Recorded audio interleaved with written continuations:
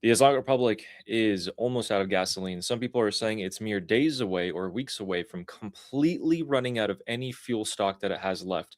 You can imagine the chaos that will ensue afterwards. You guys all know what happens when people panic, or even when people start thinking that a stock or a maybe toilet paper during COVID or something is running out. They start to hoard up on it, and that dwindles even faster. So what is happening right now is that the gas lines are becoming increasingly severe, and we're getting a, quite frankly, not so intelligent message from the Islamic Republic onto how to deal with these long gas lines.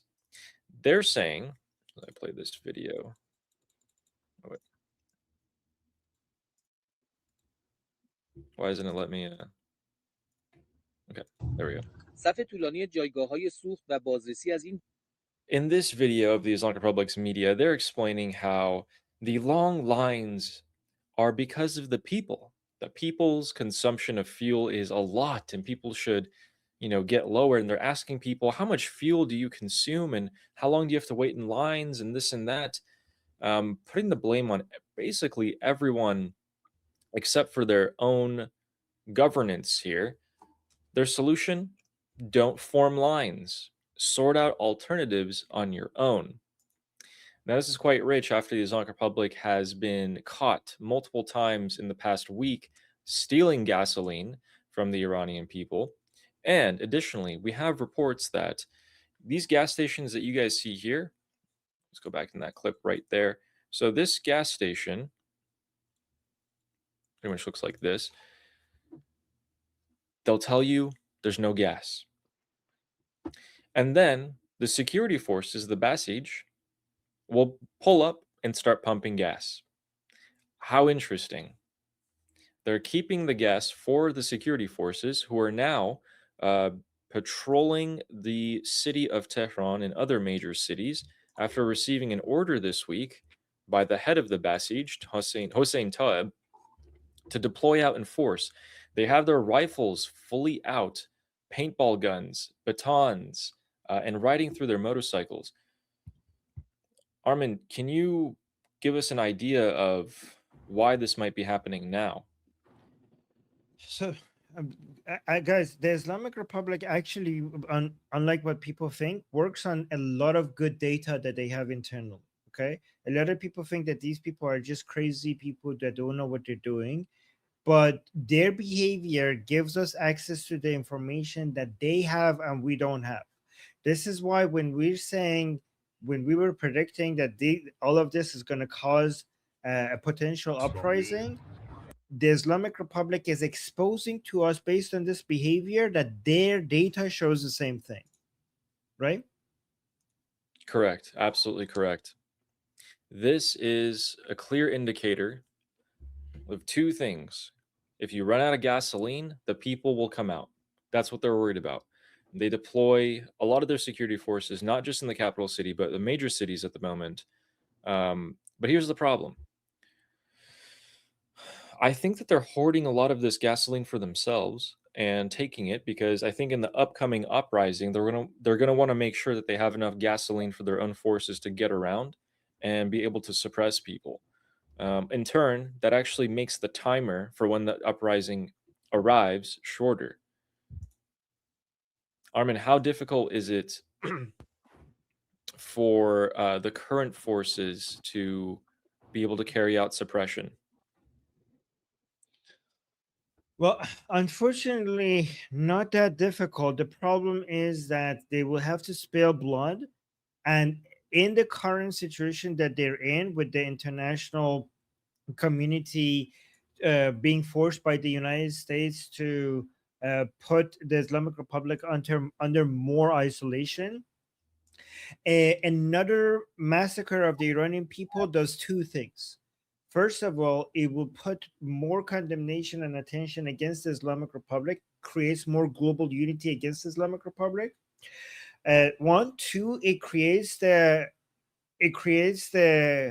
f- uh, the required narrative for United States and Israel to go back to military operations for the Islamic against the Islamic Republic, and the Islamic Republic, because of the current economic devastation that is being inflicted upon it, is not as ready to fight back. Even though last time they didn't do much of a fighting, this time they're going to be even weaker compared to before, right?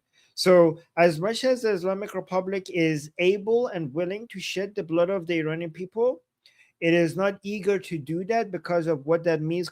What are the secondary consequences of that is going to be after, regarding creating more global unity against it, but two, creating the uh, situation, the conditions for the next war to happen, right? And for that reason, they're trying to avoid it.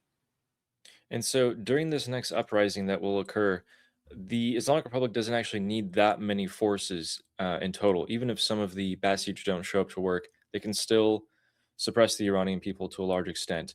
The question is this: Armin, do you think less or more people will come out to the streets next time? It could be less at first before it gets more, but it could be of a different kind that the Islamic Republic doesn't want to kill, right? So the problem is that the next uprising could include people who are Islamic and pro jihadi, and that is going to be difficult to suppress, because killing those people will make it undeniable that the Islamic for the pro regime people, that the Islamic Republic is now killing them, and it will complete like it would be a catalyst for the Islamic Republic's last remaining base of support to collapse. So it might be less at first. And then what about the suppression forces? Do you believe they will be less or more this time? It's going to be proportional to the level of threat the Islamic Republic is fearing. So the Islamic Republic saw that the last time that they did mass killing of the Iranian people, they lost their supreme leader because of it. And they lost so much because of it. So they look at the Iranian people and they see they're unarmed. So, and they are not afraid of killing the Iranian people. So they shoot into the unarmed Iranian people with no care. But at the same time, what that caused the American and Israelis attack and so much loss because of what they in their mind had to do to the Iranian people, right? So they're afraid of the international consequences of them attacking the Iranian people. So they are going to try to avoid it as much as possible. So if the Islamic Republic is going to avoid killing the Iranian people, it's not because they care for the Iranian people. It's because they're afraid of the consequences. And so they're trying to find every way possible. So they will try to hold back. And I know a lot of people will hear that and think that I'm being crazy, like, oh, the Islamic Republic is going to try to hold back, not to kill the Iranian people. Yes, they always try to hold back. That's always a last measure. Again, not because they have any sympathy for the Iranian people, but because they're afraid of the consequences, right? And so if they start massacring the Iranian people, is because they will only do it when they think that if they don't, everything is going to get, like, they're going to lose. Like, if they're at the edge of the collapse and they think the Iranian people are going to take over, if they don't shoot at them, that's the only time that they will shoot. Correct. And then what about, so that's the IRGC suppressive forces, the Basij, um, ramping up. But do you think the number it was before January 8th, the forces that they had then, do you think they have less or do you think they have more now? They have less internally, but they have probably prepared more from external, because because they haven't sat idly by. They now know what the Iranian people are capable of, right? And they don't want to be caught off guard anymore. So there's two forces at play here, right? One is that we had more defections and more loss of faith from the base of the regime, right? And the people from the oppressive forces, right? Of the against the Iranian, from the people who are supposed to be anti-riot. So obviously less of them are getting paid, less of them have faith in the regime. So in that sense, it's going to be less. But from another perspective, the Islamic Republic has seen numbers of Iranian people come out that it has never seen before. and it was caught off guard. So obviously, the Islamic Republic has taken measures to try to be prepared for something like that happening next time. So we have to see, and none of that preparation is public, but you can be sure that they have done certain things to get prepared for the next uprising. Absolutely. And we're going to discuss that. I'm going to ask you a bunch of questions about that. So, as it stands, the answers are the amount of people that will come out might be less than before, at least in the beginning. The amount of forces that the Basij and the IRGC have are less than before. What about the proxy forces that the Islamic Republic can bring in to the country to murder the Iranian people? Would that be also less than before or more? So, in one sense, you might think it's going to be less because they have access to less money to pay for the proxies. But we also have to understand that the money that it takes to pay for proxies to shoot at the Iranian people is a fraction of the total budget of the revenue of oil and gas. So, given how this is an existential crisis for the Islamic Republic, even if without money, for many other things, they probably are going to cut from so many things to be able to pay for this. And then, like, just because they have less money, it doesn't mean that they're not going to pay more for this. So they might have less money for everything else, while at the same time pay more money for this, and they will be able to afford it. So they'll prioritize the suppression of the people over anything else. And it's absolutely correct. They won't even pay their own suppressive forces if they have to prioritize paying the proxies to come in. A lot of the suppressive forces, here's the thing: January 8th and 9th, a lot of them afterwards had bad feelings about killing so many Iranian people. Some of them didn't want to do it again. The Islamic Republic knows who those people are. The Basij who stayed and had no problem with murdering Iranians in cold blood, those guys are the real problem. They will never be dissuaded. You cannot pay them. You can have, different disagreements in this. Until the Islamic Republic goes, they are a problem. They have to go no matter what at the end. So, might be less Iranian people coming out in the beginning, maybe more in later. They have less suppressive forces. They will prioritize the proxies coming in. So that arrives us at a critical juncture that I would like to keep on saying. Iraq is a very key, important piece for the Iranian people. I think more so than we realize, where the proxies in the south of Iraq here, namely the PMF, were the main culprits of murdering the Iranian people in the major cities. So, for them to get enough fuel to come in, even there's a fuel shortage, that might be why the IRGC are stocking up on gasoline. I wouldn't be surprised if some of them are already invited inside the country at the moment, although I don't see any reports of this. I do see reports of Afghani proxies invited into the south east of Iran by the Islamic Republic, but I haven't heard anything else from the west. In turn, the Islamic Republic is actually reinforcing this area with tanks every single day. This entire south coast of Iran is actually, and I don't know if that's just providing targets to the United States or what, because I don't anticipate them doing anything with these tanks here unless they plan to use them on the people.